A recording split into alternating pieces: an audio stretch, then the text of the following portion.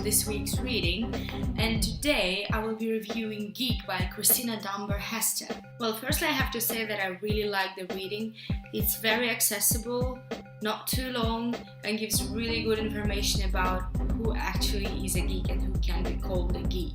So at the very beginning of her chapter, she provides the interesting transformation of the meaning of the word geek.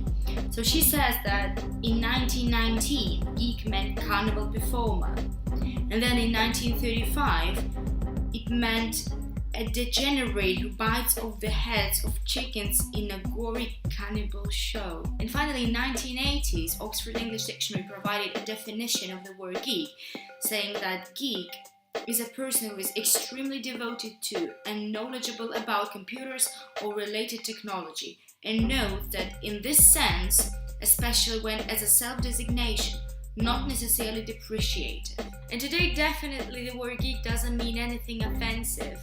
I would say it's even a compliment, because for example, in Salsa Society there are several physics students, and during the break between the classes they were writing some formulas on the whiteboard, and someone took a photo of them and posted it on the society group and wrote a post, Salsa Geeks, and everybody liked it and everybody found it funny and even cute in a way.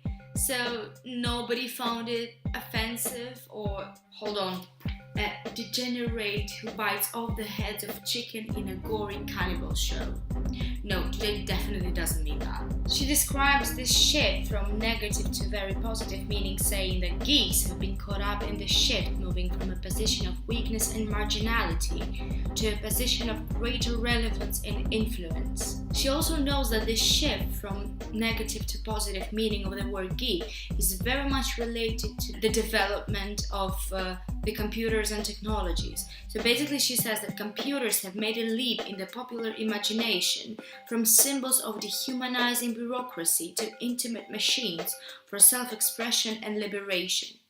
So basically she tightly links the shift from something really bad, something that could describe computers as a threat and a menace to humanity, to something very personal.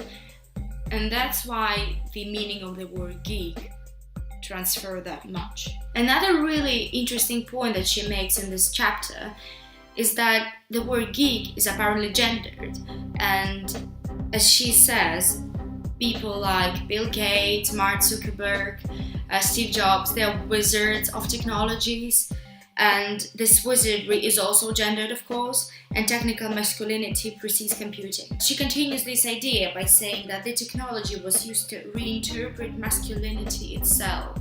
And I partially agree to this point because, to be honest, how many genius geeks women do we know that would be equal to Mark Zuckerberg, Bill Gates, and Steve Jobs? And I would like to finish my vlog at the PC Labs, where there is the biggest concentration of geeks.